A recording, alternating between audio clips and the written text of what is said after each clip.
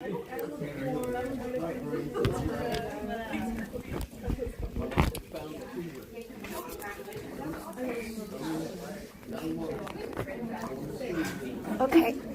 All right.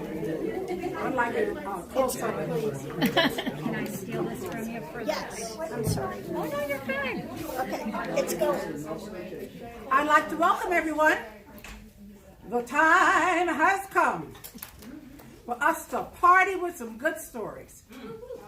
I hope there are a lot of people watching on our other platforms because I welcome you here in person. My name is Celestine Bloomfield. I'm your hostess with the mostest. I hope to get everyone here to tell stories. Those people who have not stopped by the cookie tray, I can vouch for the chocolate chip cookies. Now the spinach dip is okay, way too much spinach in it for me, you know what I'm saying? But there's lemonade and water in the back, just in case you get a little parched. I'd like to thank Marian University for hosting the Indy Story Slam tonight. Our story tab, thank you. I give you a round of applause. Listen, the Indy Story Slam is co-produced by Freetown Village and Storytelling Arts of Indiana. Our sponsors are Gelser Management Investment. Gelser Management Investment. I'm going to remember this by the end of the season. I only have one sponsor. WFYI. And WFYI. Somebody buy me a new phone. Anybody. Anyway. Listen, we want to thank them. WFYI is our media sponsor. And I cannot wait to hear your stories. Because the topic tonight is high school. I hope most of us have gone through that trauma. Or drama, whatever the case may be. At any rate, I need to warn you now that I am a retired educator. And I'm not going to let you say too many bad things about my colleagues. Even though you can't pay me to go in and do it again. She took the words out of my mouth. I need to let you know that your story should be 5 minutes or less in length. It ought to be true. But how will I know if your nose don't grow? You know what I'm saying? We have judges and timekeepers. The story should be told in first person. And I want you to know that we are so good, we got prizes. Cash prizes. You might be able to buy a Coke with one. A pizza and a Coke with another. A pizza, a sandwich, and a bag of potato chips with the first prize. I will tell you later on what those prizes are. But now I know I have a person who has already volunteered to tell the first story. Because I know all of you people are sitting back there thinking that I'm in the back. She won't see me. You know, teachers call on the ones in the back first. Okay? But I want you to know that we are so glad that our first teller is Hadley Hawkins. And Hadley's going to tell the first story about high school. Come on up.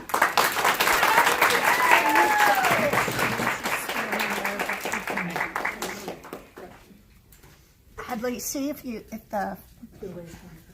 can do whatever you need. Testing. Testing. Nope.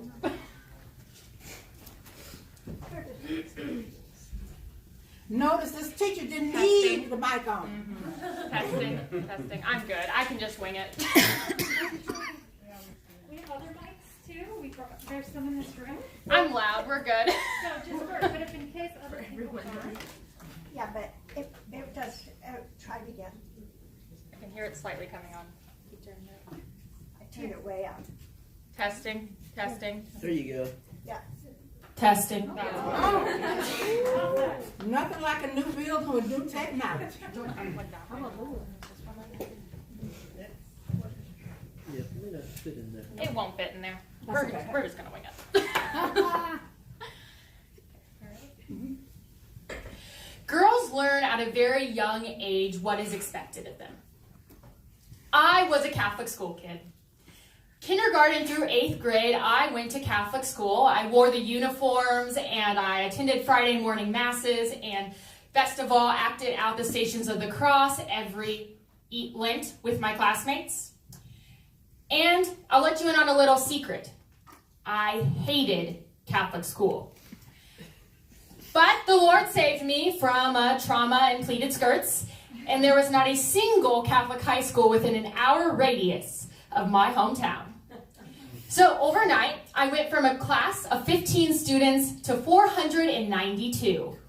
I got to wear jeans. I didn't have to go to Friday morning masses. These were going to be the best 4 years of my life. And on the first day, I met a boy. I was going to be the girl with a boyfriend. He was scrawny, nerdy, had blue eyes, but none of that mattered because he gave me attention. What more could a 14-year-old girl need or want? And so, with that, we agreed to start dating right before the homecoming dance. We went to the homecoming dance, and the entire dance, all he talked about was himself. He talked about his family, his wealth, his home, his successes, and worst of all, his ex-girlfriend. Anyway, within 24 hours of the dance ending, we had broken up. We were done, and we were never, ever getting back together.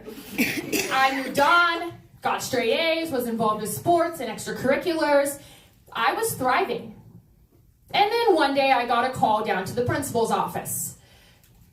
I entered the principal's office and sat next to, ironically, my egotistical ex-boyfriend, and looked at Mr. Dyke. Mr. Dyke was a grandfather type, wire-rimmed glasses and full business suit, and he was respected. And he told me that I was spreading rumors, and I was at risk of suspension or expulsion if those rumors were not stopped. Now, you see, on the outside, I was really calm, but on the inside, I had a whole running dialogue. What do you mean egotistical? He is egotistical. Have you looked at him? Look, it's the truth. It's not a rumor, it's the truth. Okay, I said, I'll stop. Miss Hawkins, he said, there will be serious consequences, like suspension or expulsion if you do not stop. I left shaking and went out. You know, how did a girl who never had even gotten a detention end up from a guy who I had dated 11 days, end up in the principal's office, risking suspension, expulsion? I was terrified. What kind of bullshittery happens in public high school? So, terrified as I was, I ended up hearing the next day that my dad was called to speak with the principal. My father walked in. I was called down from 7th period and sat across from Mr. Dyke and next to my father. Mr. Dyke explained the process for suspension and how rumors of this caliber were not to be tolerated at this high school. And in my brain, I finally decided it's time to speak up. Mr. Dyke, all due respect, and I don't mean this any harm, and I know it wasn't nice, but what is so suspension worthy about me calling him egotistical? He looked at me. That's not the rumor. I looked at my dad. My dad looked at me. We looked at Mr. Dyke. Mr. Dyke said, he says that you're falsely accusing him of forcing himself upon you. That day, of course, having walked out of Catholic elementary school, I looked at Mr. Dyke, wide-eyed, Bambi-eyed. What's that mean? That day, Mr. Dyke explained to me what rape was in front of my father. You can take the girl out of Catholic school, but you can't always take the Catholic school out of the girl. So, fast forward, I am thriving. You know, not only was I not suspended or expelled, but I will graduate in May with a 3.9 GPA and a job lined up. Meanwhile, that same boy did not graduate high school and was arrested at the age of 21 for hiding a 15-year-old girl in his bedroom wall. Truth speaks for itself.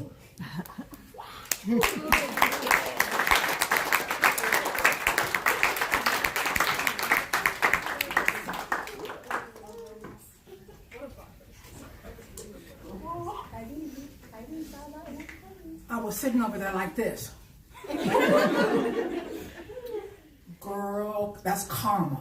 Karma with a capital K. That was excellent. That was wonderful. Listen, I'm going to tell you what happens at our story slams. You come in here and you think, oh, I don't have a story. But then one person tells you a story and you think, oh yeah. And another person tells a story and you think, yeah, that did happen to me. And what happens is, it just jogs your memory cells and you want to tell a story. So don't be shy. I'm going to ask if there's anyone else who wants to tell a story. I'm getting the basket.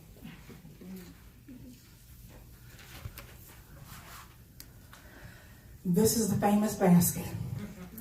I'll have it in my hands, but over there, empty slips, pens. So if you decide during the course of one of these stories that you want to tell, just fill out a piece of paper, slip it into my red basket. I'll reach in with my eyes closed, mix it up, pull out another person who wants to tell a story. Ooh, this ought to be a good one. I'm looking at where she's from. I got some friends out that way. I know good and well that Natalie Rudd has a good story to tell. Come on, Natalie.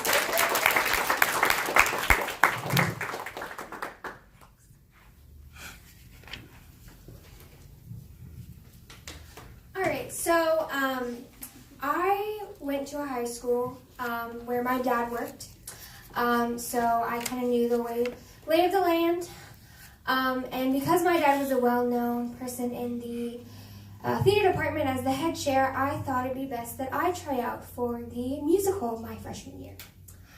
And my dad is a very intimidating dude, so I was super nervous. I got up, I sang "We Will Meet Again," I don't know who's by, and I took a monologue that he gave me, and after that, after my audition, I literally broke down and cried to my father that that was the worst audition I have ever given, and he was the least sympathetic. I think he was trying to be, but he was just like, well, you need to practice harder. And I think that night, he had asked me, he said, are you sure you want to be a part of the musical? Don't you want to just do crew or something? Basically telling me that I am probably not good enough to be in this musical, so you should not do it. Which was really upsetting because I would have hoped that my father would have had a little bit more trust and believe in me.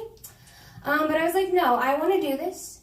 And he was a little upset at me because I didn't practice enough. When I told him I didn't practice enough for the dance callbacks, and I literally cried, and then he got mad at me for crying.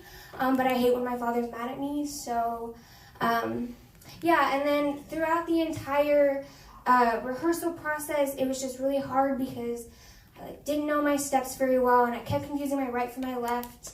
I had just got my cast off and fracturing my elbow, and so my dance instructor was like, you need to get your arms way up there, and I'm like, I can't extend my right arm fully. I just fractured it. But I didn't say that out loud because I'm too nice. But yeah, and then of course, because I'm small, I had to be the front person in this big kick line thing or like line that we did. And it's like everyone's like kind of following me. And I'm like, of course, put the small girl in front who doesn't know how to dance, even though I have 9 years of dance experience. And it was just like really tough. And then night one of the show, I'm standing up on this big pedestal, and we have this big turn, and everyone turns right, and I turn left. And my dad was like, Natalie, you still turned the wrong way. And I was like, dang it. And I still didn't fully get it. And it was just like a really, really, really bad experience. And so my time in musicals ended my freshman year. And my father doesn't know that it was not a good experience, and I will never tell him that because I am too nervous and don't want to lose respect for him. So, thank you.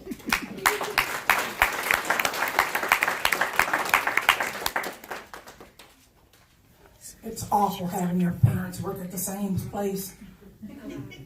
My dad was not an educator, he was a bricklayer. My senior year, they decided to connect the west building to the main building, and he worked on the construction. So every day I had French in the west building, And every day he would watch to see if I walked from the main building to the west building. I was so glad when he stopped working on that building so I could go ahead and cut school and hang out with my friends like he said. But anyway, I know these stories are making you think of something you want to tell. But I'm reaching into my magic red basket. And this time the name I'm pulling out is Ben Wilson. Come on down.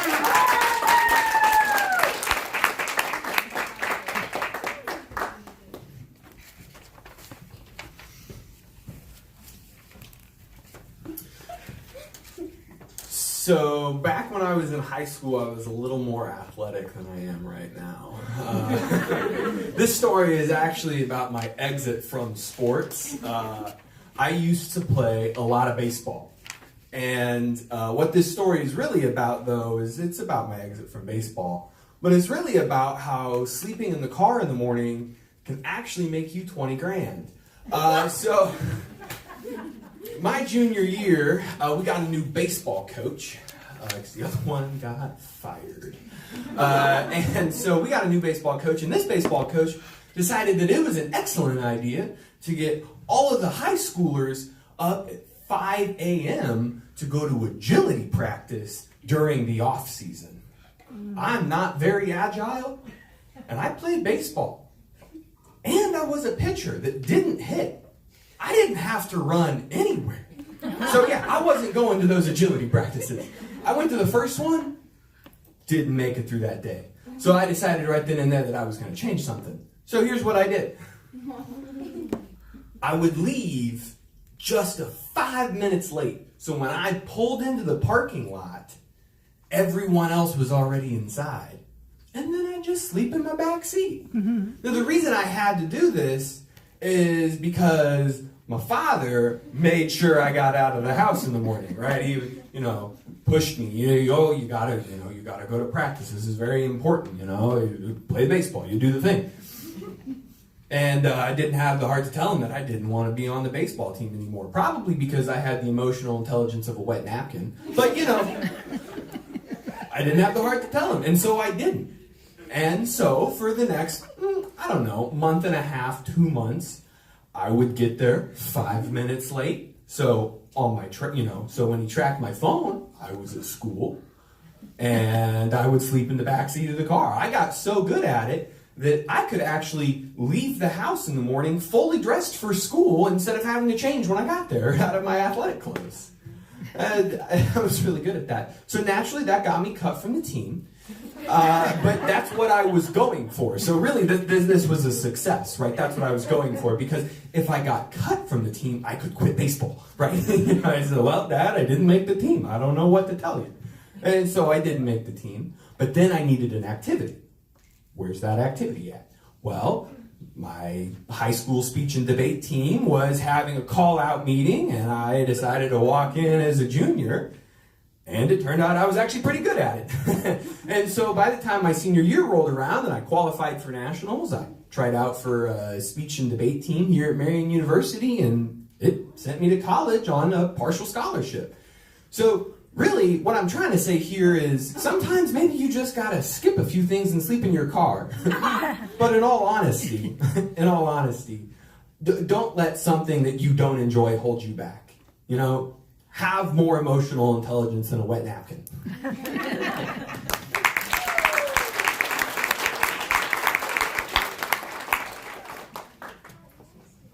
Wet napkin, huh? I'm reaching into my basket now, so I don't have to make a second trip. Listen to these stories. All I want to know is, what high school was that? Cathedral. Oh! Yeah. All right. Thank you so much, Ben. Well, listen, we've got another teller coming right up, and I know this is going to be good. Carol Bassell, come on down.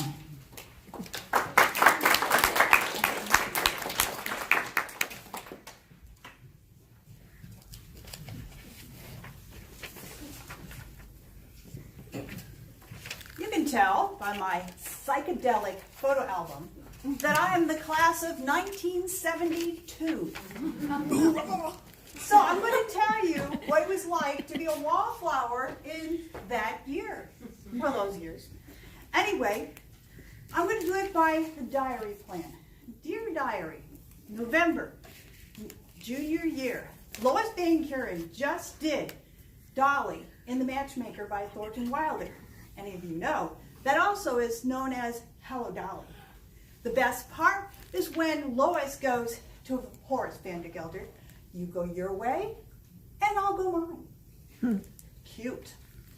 Okay, now, fall, junior year. Dear Diary, fall, junior year.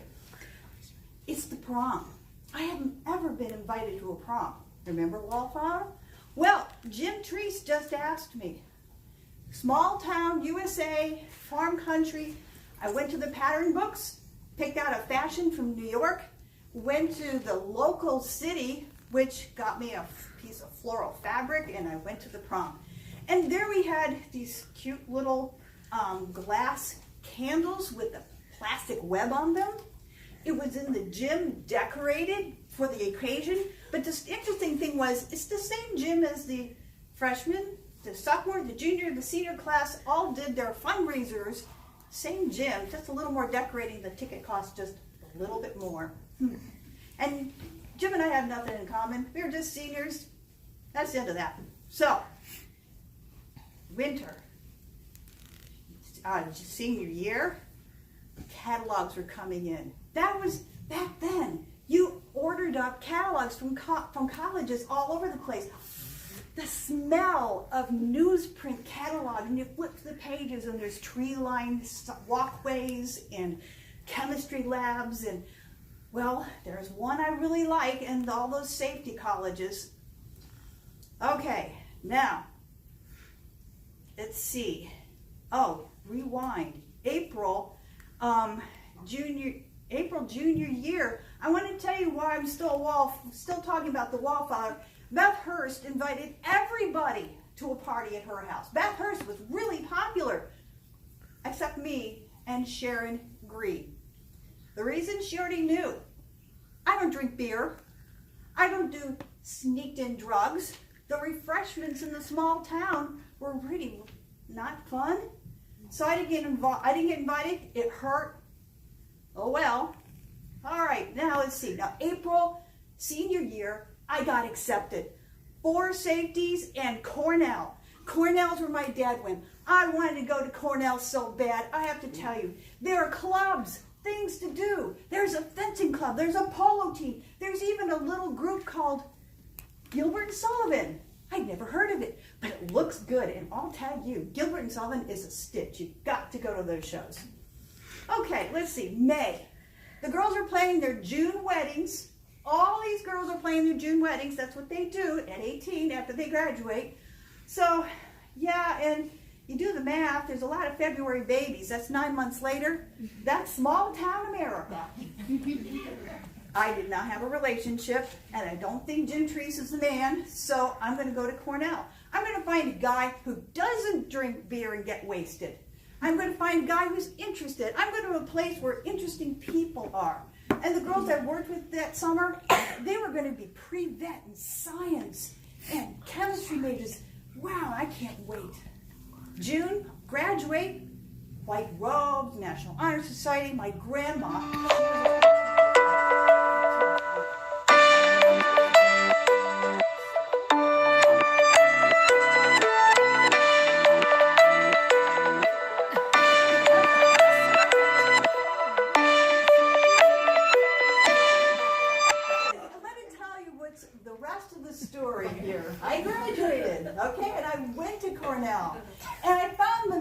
Dreams a little bit later. You gotta have your career in there. And he didn't do design, he didn't do art. Oh, back on the picture. Okay, he didn't do any of those, but what he did do I became a teacher, and I loved it. I met the guy of my dreams, and he doesn't drink beer. Isn't that great? He doesn't get wasted.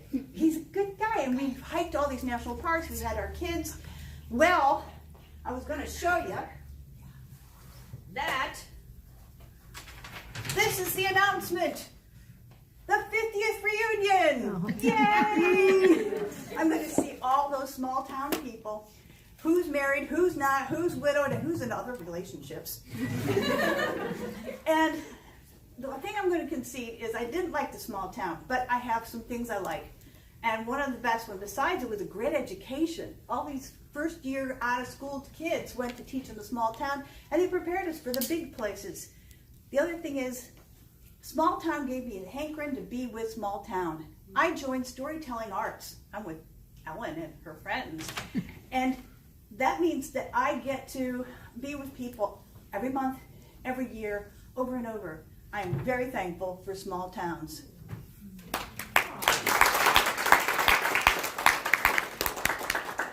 Oh yeah, I have a senior picture. Let's see here. Oh, very nice. In the fashion of the times. I missed it. You missed the senior picture? Yes, I missed it. There I am. Oh, that's so cute. Yeah, I like it. All right, I'm glad to see I got some more slips in the basket. I don't want to take up too much time because, you know, the longer you sit, the more stories you think about. I'm thinking about my high school reunion coming up. I ain't going. Oh Lord, I got tales to tell. Okay. Well, right now we're going to listen to Larissa Callahan. Is that it? Coleman. I see Call. I don't know what that is. That's an A. Callan. That's an A. Okay. Callahan. That's an A. Where's A? That's an A. Yeah, I know. Good job. It's a very. I know. I'll give you the mic. Yeah, I'm sorry if it's. Okay, and I call this story a high school talent show, or why women's dresses really need to have pockets. Okay, so I was a sophomore at Bloomington South, and that's the South one in Bloomington, not the North, the South. Okay, moving on. And it was my sophomore year, and every year they did a talent show, and I'm like, okay, I'll do the talent show. And I'm like, what should I do? And I'm like, okay, I'll do magic tricks, because that's different, because most everyone like sings or dances, and I'm like, I want to be different, because I'm extra. And so I decided to do that, and so I do like 5 magic tricks. It was great, and the audition was even just a formality, as long as it was like PG or in, pretty much. So first rehearsal comes, I do all my tricks, and they have the mic on the stand, but we soon realized, okay, this is not going to work out, so we're just going to have to tape a small one to your face. Okay, fine, whatever. Okay, fast forward to the actual night.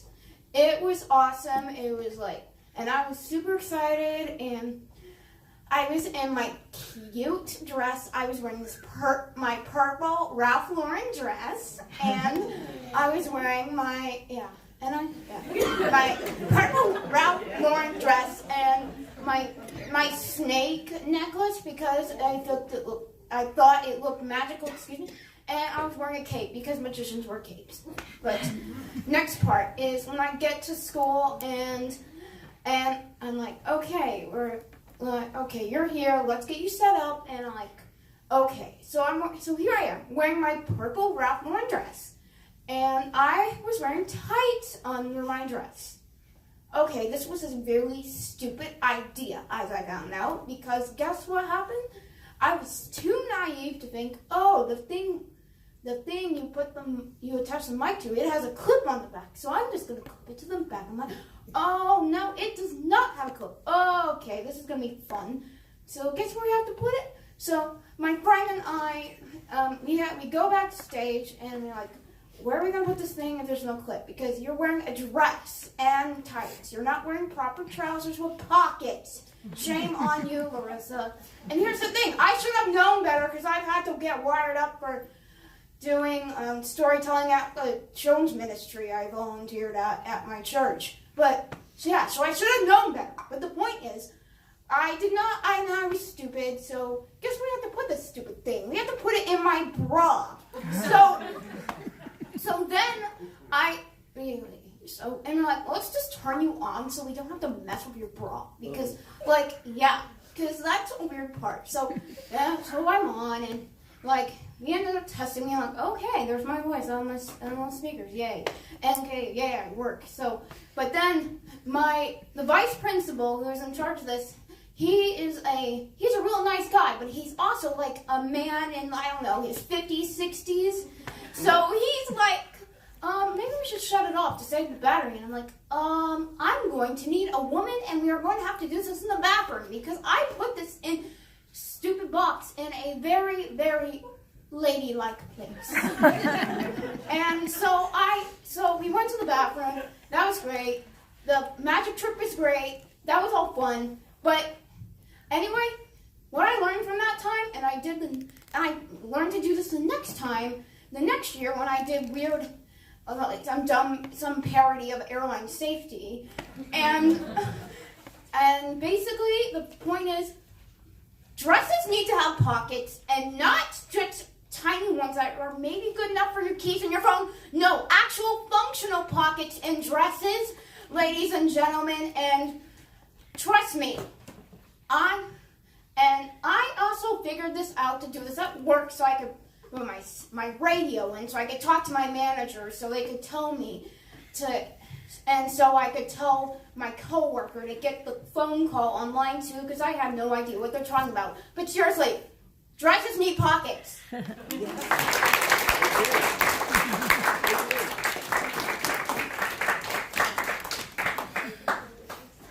Larissa, you are so right.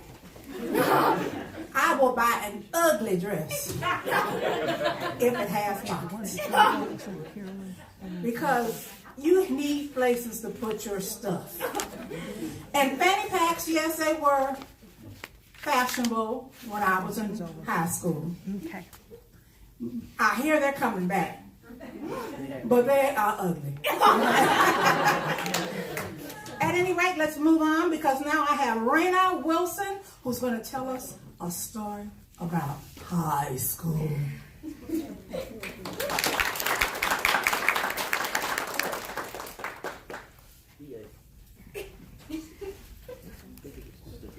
In high school, I used to wear men's pants because they had the better pockets. Just saying. Okay, so we all have that friend, and mine was met in high school, that we probably shouldn't be friends with because we're really bad influences with each other, and we just get into a lot of trouble, shenanigans. And for me, that guy's name is Dane. We're still friends today. He's great. Hadley loves him. We're all great. However, he's the guy that's like, hey, you want to go get a tattoo? And I'm just like, yeah, let's go. And he was like, oh, I was kidding. And and I was like, well, I wasn't. So that did happen. It was Ben's still mad about it, but it's okay. But anywho, our senior year, we had quite a few shenanigans. The first big one was our senior survival game that we played in English. All right, so it was like Lord of the Flies themed. All right, I know that some other schools do it too, but we went up the ladder. We made sure to plan all the things and make sure that we were the final 2, right? Except it got to the final 3 and some girl whispered in my ear and was like, Dane's gonna vote you off the island. You have to vote him off before he votes you off because you gotta be on the defense. You gotta do it. And I was like, okay. And fun fact, when I voted Dane off the island, he was literally shooketh. He was not planning on sending me off the island, but I just betrayed him. And so it was a very sad moment. And then the final 2 was me and this popular girl. And I was like, well, crap. So Raina was also voted off the island because she was not popular like the girl. She was also the girl that whispered in my ear and said, yeah, all the dots are connected now, but at the time they weren't. I was naive. We're moving on. So the second big shenanigan of senior year was senior assassin. Lots, I tell you, these high schools were just pinning each other against each other. So senior assassin with little squirt guns, fun times. So again, we sat down, we decided, we have to figure out who has who. We're gonna climb the ladder, and we made Excel sheets, for Christ's sake. We literally sat down and made spreadsheets on who has who, and it was really bad. But it worked because we were again climbing the ladder, right? Except one day, the committee people decided to reshuffle the pairs and to give us new people. And I was like,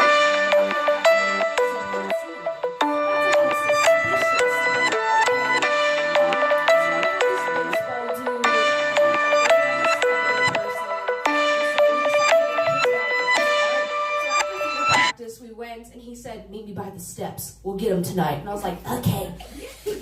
And so we met by the steps, and I was waiting for Dane. He was nowhere in sight.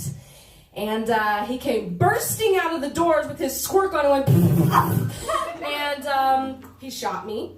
He lied. I was his target. A little shit, I tell you what, I was so mad. I was like, you lied to me. I am betrayed. He said, revenge is mine. We're even. So I kind of deserved that. But yeah, to end out the night, we went to Olive Garden, and it was really nice. We had some breadsticks, which is, fun fact, I work at Olive Garden now, so he comes to visit. Except at 2 a.m. Sometimes he'll text me, mostly when he's drunk, and he's like, hey, remember that one time when you voted me off the island? And I was like, yeah, well, remember when you shot me with a squirt gun? And then he's just like, that was a fun time. Yeah. Never forget.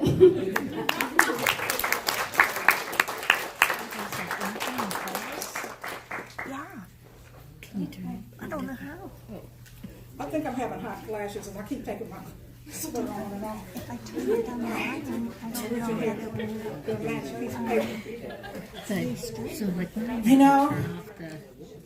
So my question is, what did you guys do to that girl? I can turn on the evidence. You hear what I'm saying? All right. At any rate, But it still keeps. Alex, rap.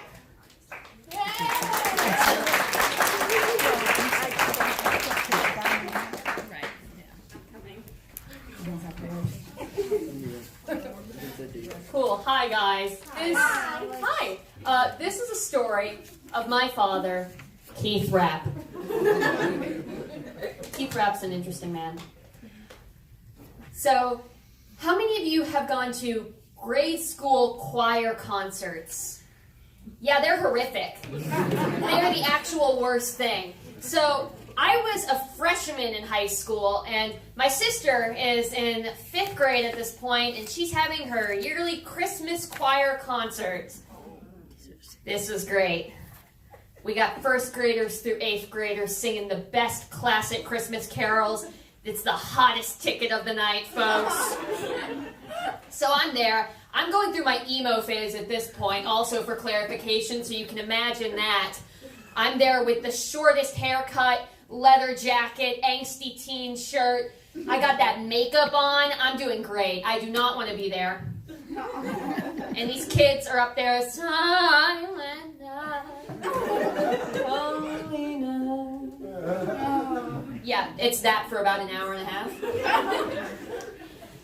And this is where it gets interesting. I'm sitting there, just minding my own business, not wanting to be there, when my old choir teacher, down Miss Meyer, she takes the mic, she's like, ladies and gentlemen, we have some alumni here. And I'm like, oh no. Oh, please don't call me out. And my dad's like, yeah, we do. And I'm like, Dad, stop it. So she's like, we got some alumni here. What if we invite them down to sing some songs? You can imagine how my heart stopped. I was gone. And I'm there like, no, I'm good, thank you. But my father goes, she would love to. He stands up and points at me and goes, she would love to. Yes. And he pushes me, gets me up and pushes me down there. And you can tell that 2 other high school girls who who also were in the choir program with me, also did not want to be there, but their fathers also forced them. I don't know if the fathers got together beforehand and were like, hey, you know what would be really funny? What if we just ruin their lives? So I go down there. I'm amongst these like 1st through 8th graders who also clearly don't want to be there. They're in their like tacky Christmas sweaters. I'm in my angsty t-shirt. I stand in the back, and that's when they have that cheap lighting that like changes colors, and it's Christmas, so the lights go red. I thought I was in hell. And they start singing. They're like, you know the song. And they start singing some like Latin Catholic song that's for Christmas season. And I was like, I definitely do not know this song. So picture this. I'm in the back row of this group of children singing Latin with the red lights. And these rows of parents looking at me. And my dad in the back row stands up and goes, yeah! Yeah! And I think I blacked out. Because I honestly don't remember much from after that. I was like, okay. Yeah, I think then we sang like Silent Night or something, and I was just like, Silent Night. You know, when you're like a freshman in high school and still trying to look cool, even though it's only parents watching, how cool I must have seemed to them, standing there looking depressed. So yeah, the point of the story is, I guess, fathers are great. I don't know.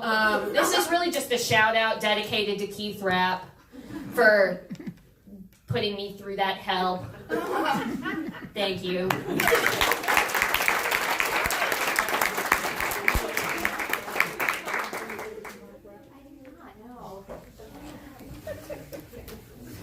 I don't know why I need to get up. Y'all don't need to see my face anymore. I'm just over here cracking up. Lydia Shock is the next fancy name I have pulled from this basket. I know we're going to hear another good story because that's all she wrote on here was her name. Lydia, come on down.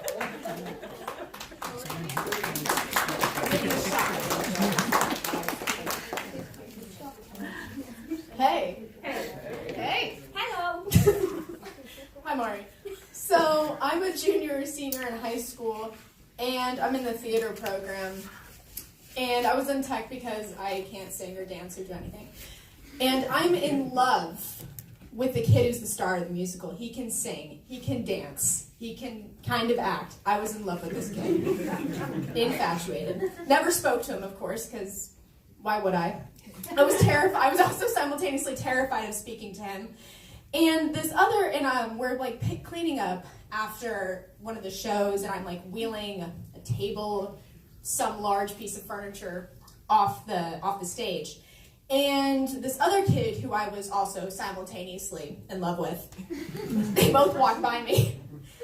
And the one kid, okay, so I'm going to have to give them names because this is going to get too confusing. So the kid who was in the musical is Isaiah, the other kid was Chris. So Chris and Isaiah are walking past me, and Chris looks at Isaiah, he looks at me, he looks back at Isaiah and says, yo, she's in love with you. The kid keeps walking, notices what he said, turns back, walks back, looks at me and says, I don't know who you are, but thanks. And I never spoke to him again. That's all.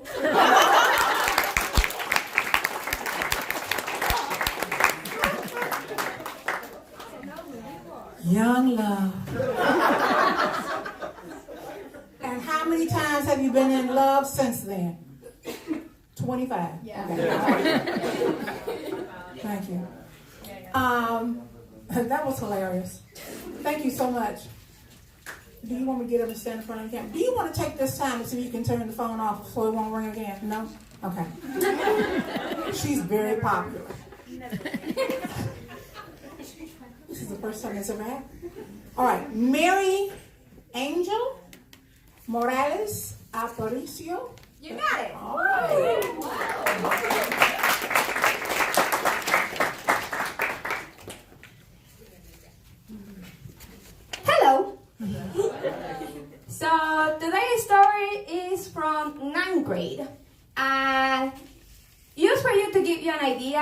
that didn't happen here in Indianapolis.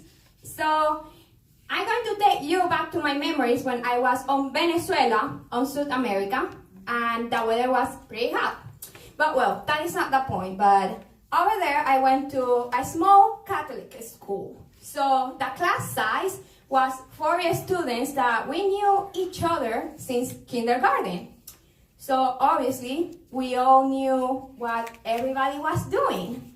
And you know, they say that if you want to do something, you have to act together. So I'm going to tell you the story of how my whole class got a teacher fired. So that teacher was a new teacher. It was her first year teaching a class. And she thought, oh, this is a small Catholic school. It should be lovely.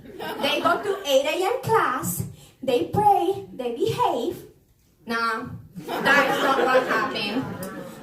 So they didn't actually got her fired. She had to resign because she was so tired of us. So I was just mostly on the background, just watching that whole world burn. Like, they actually took an iguana, that little reptile, and they actually hide it in her purse. So when it was time to open and start the lesson plan, she opens that and she screams and runs away from us, wishing we were in hell, actually. But it's because previously to that, they also have put some paint over certain papers for a test, and they also put the classroom upside down. It was like those Netflix movies when you think, this cannot be real, it's exaggerating. They are not exaggerating. So the thing that I want to say is that I don't know how strong a group can be, but if you want to do something, just try, because this 9th grade group of people wanted to see the teacher go, and she went. So, thank you for listening.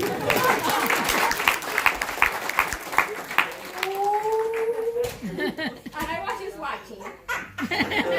Right, wink, wink. You know, I want to tell you, we had a Catholic school down the street from me, and it was called Holy Angels.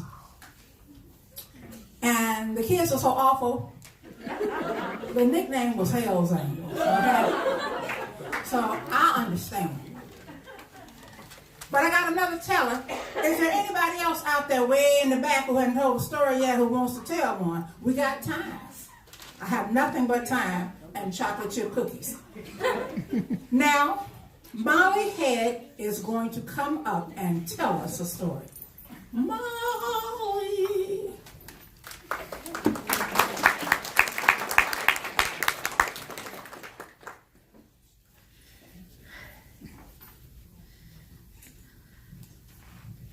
Hi, I'm Molly Head, and my story is probably going to be, a little more sociological.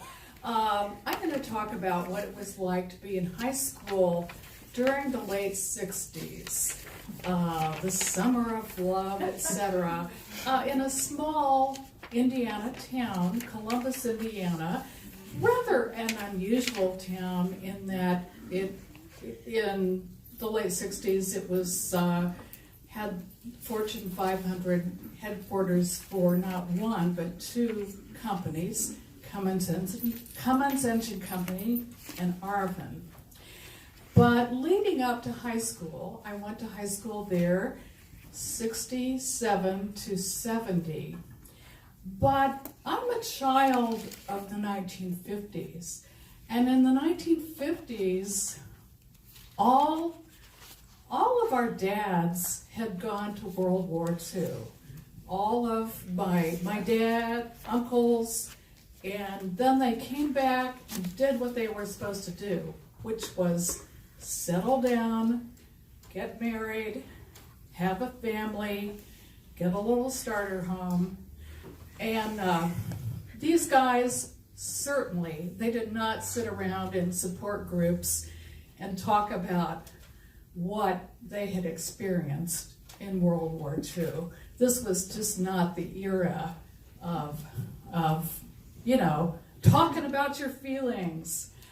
Also in the 50s, if I would go to somebody else's house to play after school, all the rules in the houses were the same. Identical rules. There were no single parent families. In a way, it was kind of like in the 50s, we had parents who taught us the difference between right and wrong. Whether we can make a judgment about that now, I can't really say, but I went to Columbus High School, again, 67 to 70, and Columbus is south of Indianapolis. I think I already said at the time about 30,000 people. My high school was huge, about 3,000 people. It was before Columbus North or Columbus, whatever it is, East. There was just one high school. And we were all white. Everybody was white in Columbus. Everybody. There were a handful of African American students, but basically I never had a student in high school who wasn't white. When the summer of 67 happened, it was the summer of love and Haight-Ashbury, and I heard the word hippie, and I kind of knew what it meant. We were rebelling. And certainly I started to, my hair was like really long and straight and parted in the middle. And I remember I had a paper dress. It was psychedelic. I wore short skirts. We all did. In high school, you were not, if you were a woman or a female, you had to wear a dress or a skirt. Think about those cold Indiana winters and how crazy that is. But I would say that I was really radicalized in high school. I always read Time magazine, and in, I think it was March of 68, the cover of Time magazine had a picture of the massacre at My Lai in Vietnam. And this was where American soldiers had basically slaughtered villagers, innocent villagers in South Vietnam. Old men, old women, children. I remember that image of the pile of bodies, and that radicalized me, and I became a part of the anti-war movement. My father still was back in the World War II. He said things like, well, Vietnam is the last crusade. But in later years, he softened his attitude. I thought, well, since I rent my locker, it's okay to put up a sign on the locker and say, hey, we're going to have a meeting to talk about Vietnam in such and such classroom. I think today students are encouraged to talk about current events or discuss things. But in my case, the sign on my locker about educating others about Vietnam was torn down, and I was called into the principal's office. My principal, well, he was, I hate to kind of characterize him, but he certainly did not take to any kind of, shall we say, dissidence or whatnot. I seem to have made a career of pissing off older white male bureaucrats. It seems to be my whole life.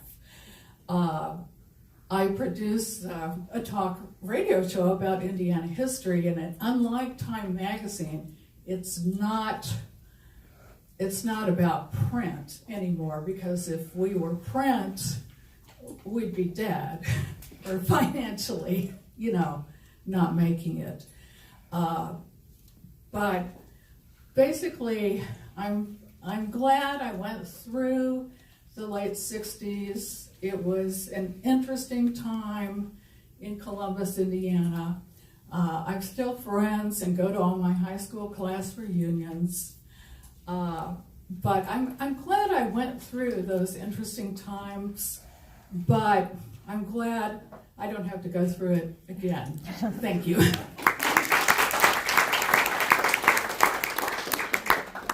Thanks for coming, Molly. I remember you from the last session.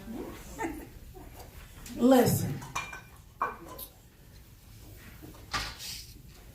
that was a good story, because some people sitting in this room don't know what we're talking about. I loved all of the protests. I love the fact that people can do it. I remember being dragged to the office for protesting something insignificant, like somebody throwing a Suzy Q hitting me in the back of my fine black leather coat. But I graduated in 1972. I mean 1970 also, not too. I don't want you to think I'm younger than I am. But I remember when we took over the library at our university, and my mother said, "You're not one of the leaders, are you?" Because we had to call our parents in case we got arrested. We needed bail money. They arrest the leaders first. I said, "Oh, Mama, please." Okay. But that was the cause of everybody else protesting, So I think, we got complacent for a while, but really we need more people out protesting about a lot more stuff. I'm like people not being humane, number one. Okay. But I got one more to tell. I know there's people out there thinking, hey, I got a story to tell, and I don't want those old people sitting in the back, the ones who are not millennials, thinking they don't have to tell a story. All these are good stories. But right now, Nate Roddenberg is coming on now.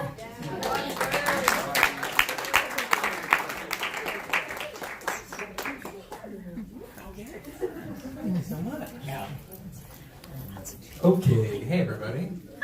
Hi. Hi, Mara.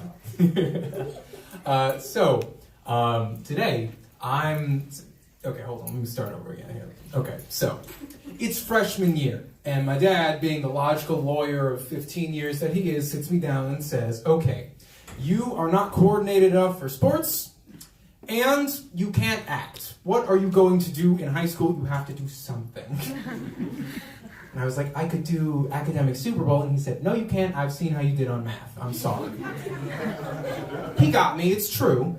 So the one option I had left was speech and debate. And I was kind of pressed into it. I've been doing it for a long time now, so I don't regret it at all.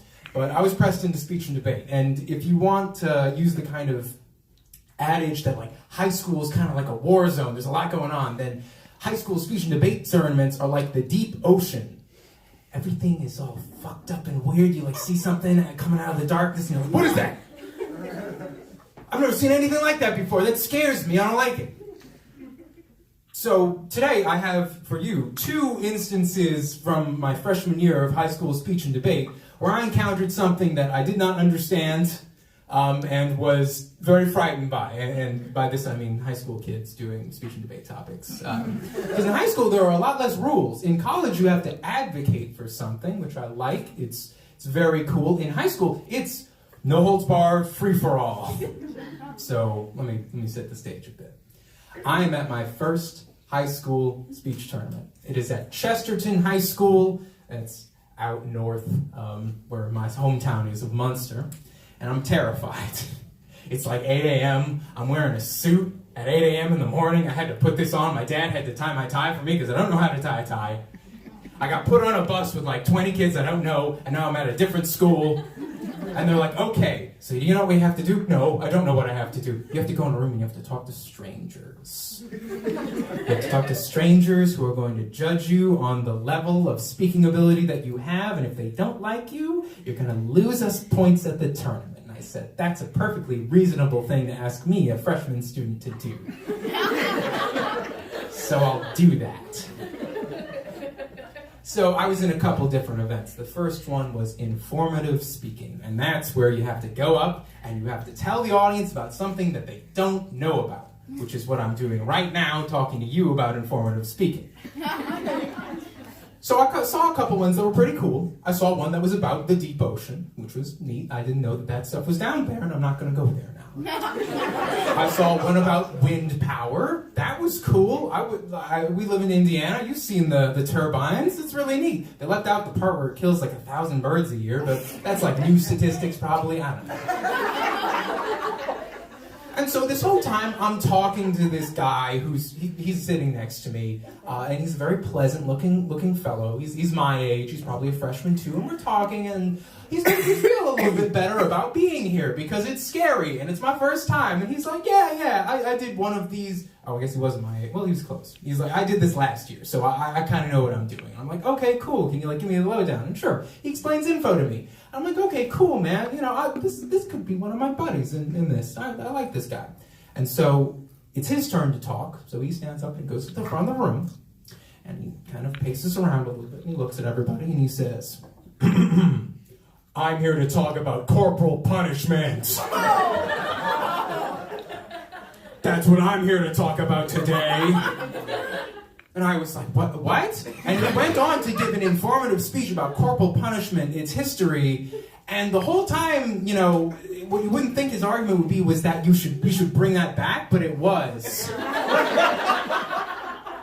And I was betrayed. I'm like, I thought you were cool, man. What is this? What's this? And then he does this whole thing. He comes and he's like one of those super villains, you know. He has this maniacal speech, and then he becomes a completely normal person. And he comes down and sits next to me, and I'm looking at him like this, and he's like, "Yeah, man. So you know, it was pretty good. I hope you learned something." I'm like, "Yeah, what the fuck with you, man?"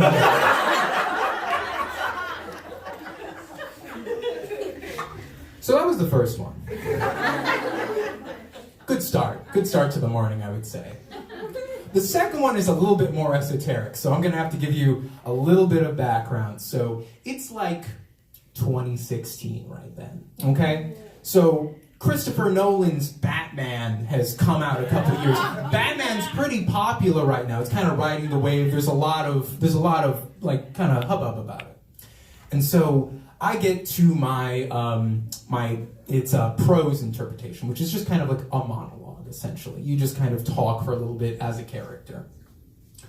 And so I sit down, and I'm still nervous. I've just been betrayed by my good friend in info. And this guy comes into the room. And I want you to picture like early 2000s, like long, greasy hair. It's been made into a rat tail, kind of. He comes in, he sits down. I'm getting a bad vibe off this dude already. And so I noticed a couple of things about him. Okay, number one's the hair. It was a bold choice. Everybody else, typically in speech, you're not allowed to have like jewelry, earrings. Like if you're gonna have your hair up, typically it's in a bun, and that's usually for ladies. But this guy, he's intentionally decided that he wants a rat tail to be coming off, and it's like a long one, uncomfortably long. Like he grew this out specifically for this purpose. I feel like that's like a personal attack on me somehow. Like I had to see this. That's not fair. Secondly, I noticed his phone case. So let me preface this. His phone case has a picture of the character Harley Quinn. Does everybody know who Harley Quinn is? It's Joker's partner in crime, okay? And it's not just a picture of Harley Quinn.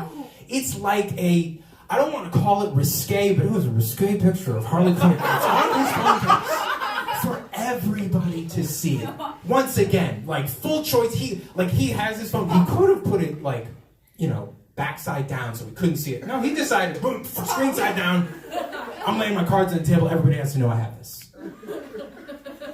So like, I move one seat over. I'm like, okay, I'm not going to be encompassed in whatever's going on here. And so finally, it's this guy's turn to talk. Get ready. He stands up. He gives a smug look to the audience. He's going to do something incredible.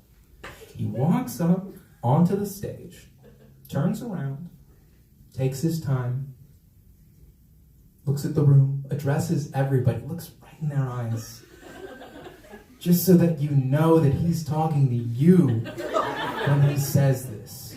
And he goes, "So, Batman."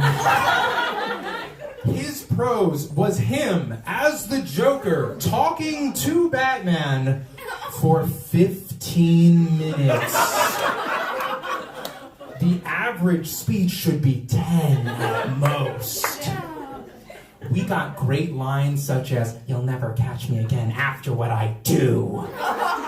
And, "I'm the Joker. I'm different." He was inspired by that character. I feel like we should all be as enthusiastic as he was about the Joker. About other things, of course. Anything else. Anything else. But enthusiastic for sure. And so he finishes. He puts his hands to his side, he bows. He goes to sit down, knowing that he has made everyone's day infinitely worse. And then the judge says, "Okay, contestant 308, Nate Rodenberg," and I had to go right after that. It was a good day at speech. And so, despite this rocky start, I've been doing speech for a long time. I regret none of it. These are some of my favorite memories. It is an effort in experiencing the unexperienceable. You wouldn't get that experience anywhere else. And so that's my freshman year of speech and debate.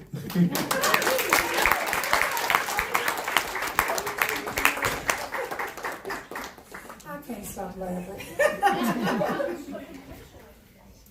That was truly hilarious. I'm just reminding everyone that the story has to be 5 minutes or less. So if you go over, we want to hear the story, but you might get points deducted by our judges. I don't know if there's anybody else there in the back who wants to tell the story or not, but I just saw somebody slip a paper in my basket. So don't sit down. Come on over here. I know her. Her name is Donna Jones. And she's here. She's going to tell us a story about high school. I love the dynamics. When he started talking about you remember the 2000s, I said, "Oh, come on up."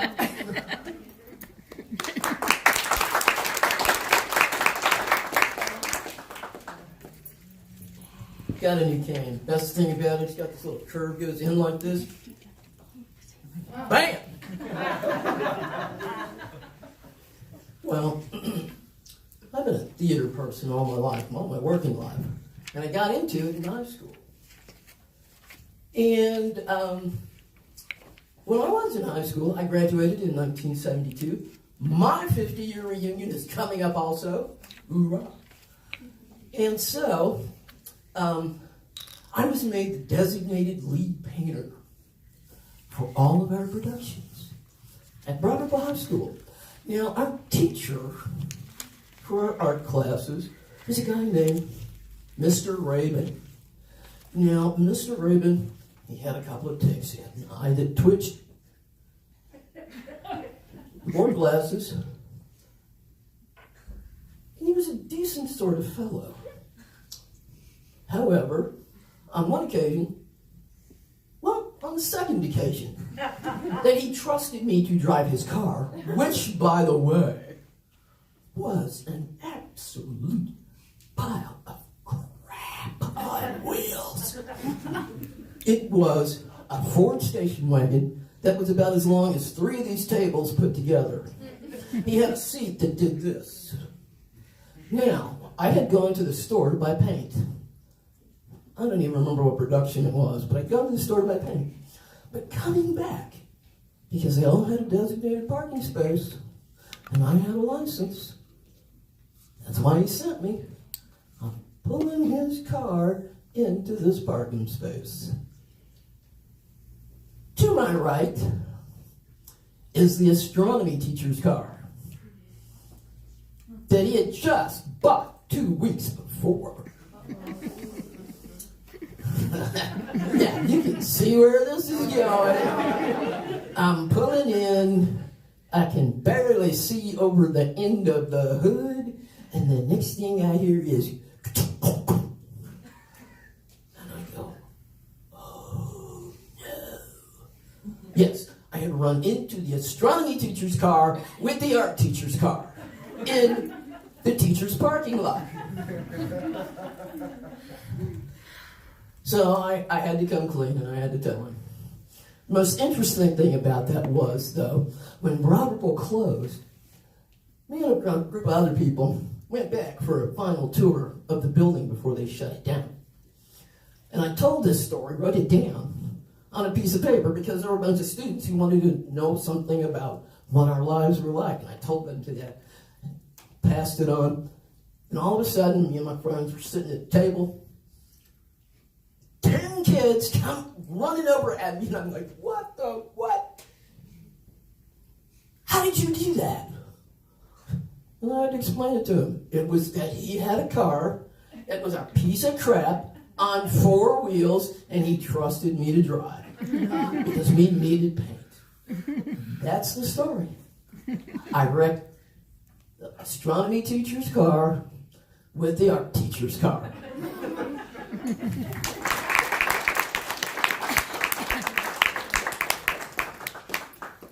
I like to tell kids that back in the day, we had a good time. Even in elementary school, you could walk home for lunch. You had an hour. Walked home, my mother fixed a nice lunch. You walk back by way of the corner store so you get all the penny candy you could hold and pass it out to your friends.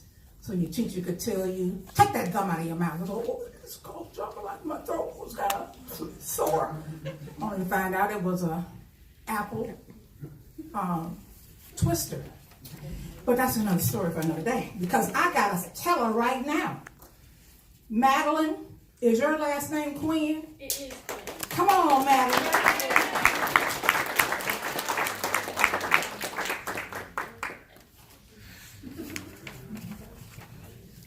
Hi, everybody. Hi. So today I'm going to be telling a story, and this is from my senior year of high school, and that was 2021, so this was just after we had gotten out of quarantine, right? And, you know, our school was still doing every other day, so I would be home 3 days a week and at school twice. And if you don't know me, I have a special talent of embarrassing myself. And it's, you know, it plagues me, it really does. So I'm at home one day, and I'm in second period, and we're using a similar form of WebEx, but Zoom. I don't know if you guys used that before, but Zoom works similarly. And, you know, the microphone and the video camera, and you can turn them on and off, and it's hard to remember when it's muted and when it's not. And so another fun fact about me, give you a little background. I'm also a theater person. I love to sing. I sing all the time. My family hates it. I've been likened to a stereo.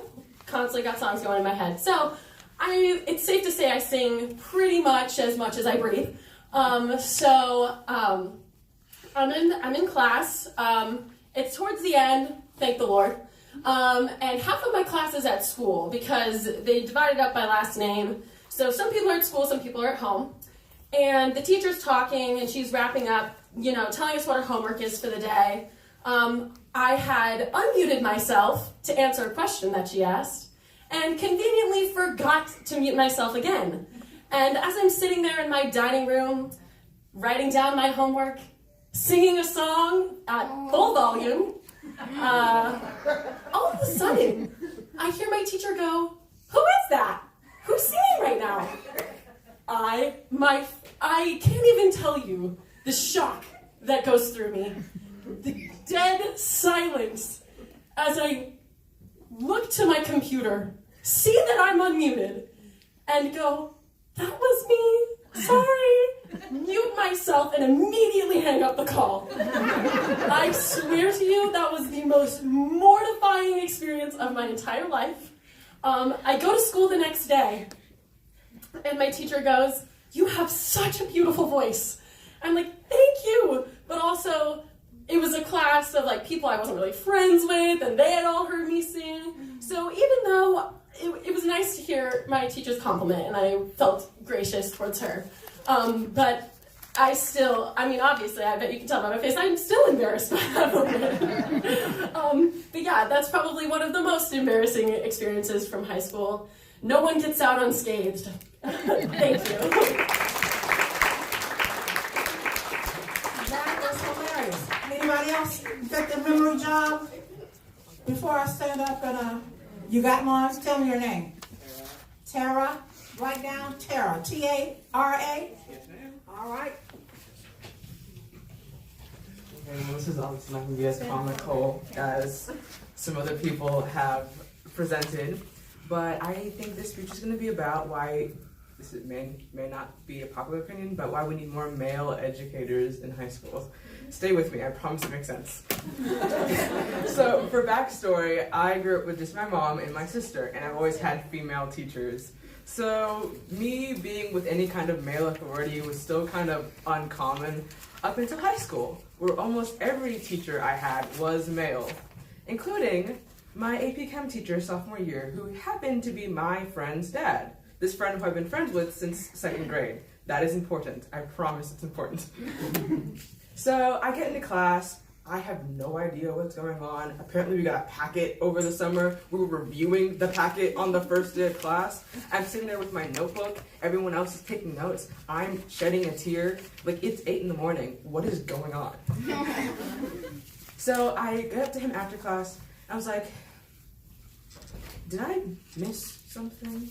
He's like, did you not get my email over the summer? Email over the summer? Okay. So that weekend, I went home. I found the email. I guess I deleted it. Thought it was spam. My bad. My bad. Won't do that again. Found the email. Printed out the 35-page packet.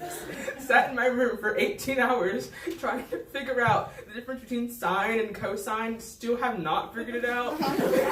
So that one is something I will not tell him because I don't know how I got through that. But this is around maybe Christmas break. We had an exam that I did not do well on because I don't know what sine and cosine is supposed to be doing. And we were reviewing the exam, and we were like in a class. He's asking everyone like what we did, like how we found so-and-so answer. And he says, Tara, what did you do for question 18? And I wasn't paying attention at this point. And he's like, Tara. I was like, well, sorry, Dad, what? The room got silent. I didn't understand what I had done at this moment. And he said, excuse me? And I was like, what did I do wrong? Is that not the answer?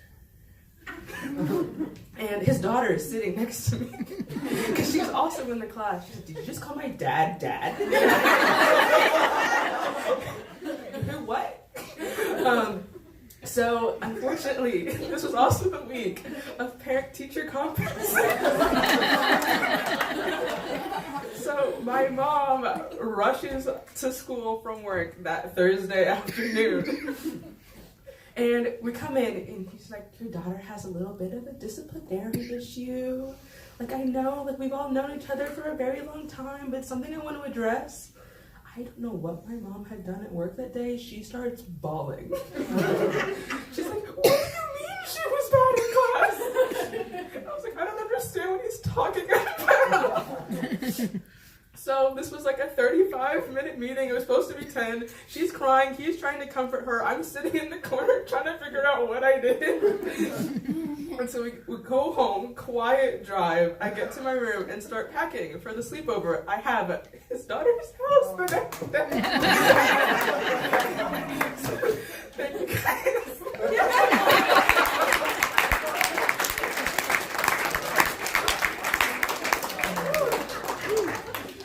Now my question is, did you pass that class? No, I dropped it. top of the class. Anybody else in that far? Come on, tell me your name. I'm Leah. Leah has got a story to tell. Come on down. Okay. So I don't know about you, but my high school years were awful. I had my dad as a math teacher my freshman year, and he was known as the strict teacher at school. If you had your shirt tucked in, he would be writing you up. I mean, if you had your shirt untucked, he would like if your shirt was tucked. If you're chewing gum, not even chewing it, walked in his class, throw it away. You would have to put it in the trash can or write a 250-word essay about how you should not chew gum in class. So one morning, it was my freshman year, and I was taking Spanish, and Spanish was the death of me. I could not figure it out. I would go up early in the morning. I would stay after school. I would stay during lunch trying to figure out how Spanish works. And I go to class, and I'm sitting there, and my Spanish teacher makes us stand up and sit down. Stand up if you get the question wrong. Sit down if you get it right. The most embarrassing thing that could ever happen in your life. I finally get to sit down, and my pants rip. So I go to my dad, who is down the hall, bawling my eyes out at the end of the day because I sucked it up. And I had a sweater on, and I was perfectly fine. And I come into my dad's classroom, and I was like, Dad, I've had the worst day ever. I was in Spanish class. My pants ripped. I don't know what to do. I just need to leave. He goes, I'm writing you up. He pulls out a referral, starts writing me up because I have a hooded sweater on that he's told me for months to not wear at school. And I leave home. I leave to go home with my dad crying to go talk to my mom how mean my dad is.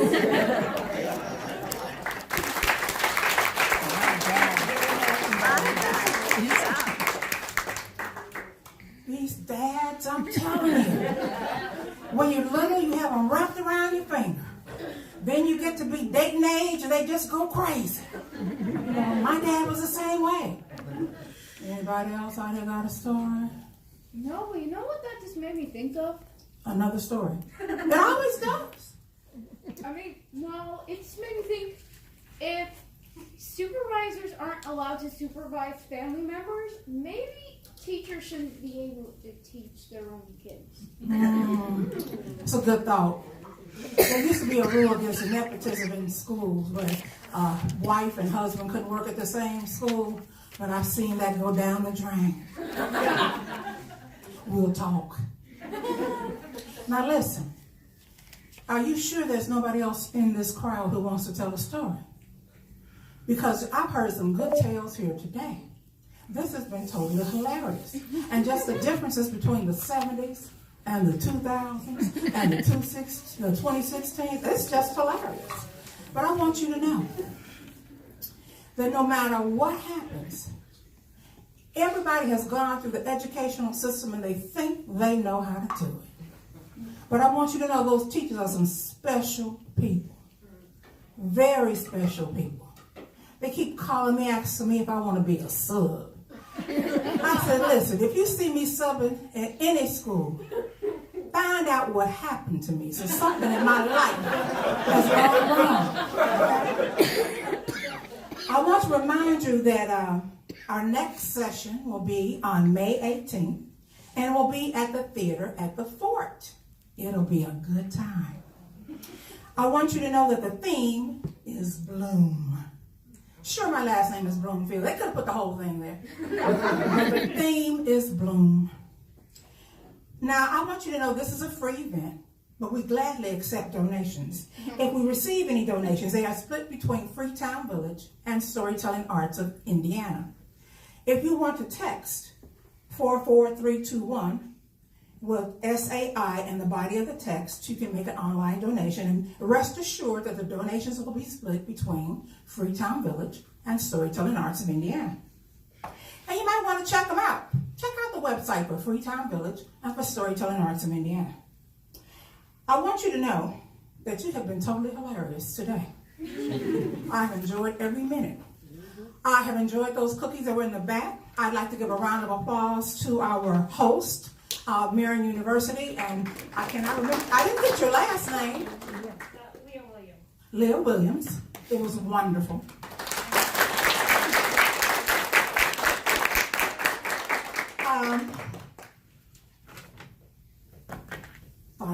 If I threw it down hard enough, I could get a new one. Listen, I would like to say happy birthday to one of our storytellers in Chicago, Beverly Williams. Happy birthday. Okay, they singing to you, girl. My back is killing me, that's why I'm in this position. I'm just trying to stretch it out. It's not my glasses, I can read it. We're going to start with a tie at third place. Our third place winners, Hadley Hawkins and Raina Wilson. And your prize is 10 whole bucks. I think you're going to have to split it. Our second place winner is Ben Wilson. And our first place winner is Alex Rapp. Join us again May 18th. We're going to be at Theater at the Fort. Hope to see you then. That's out in Lawrence at Fort Bend. See you then.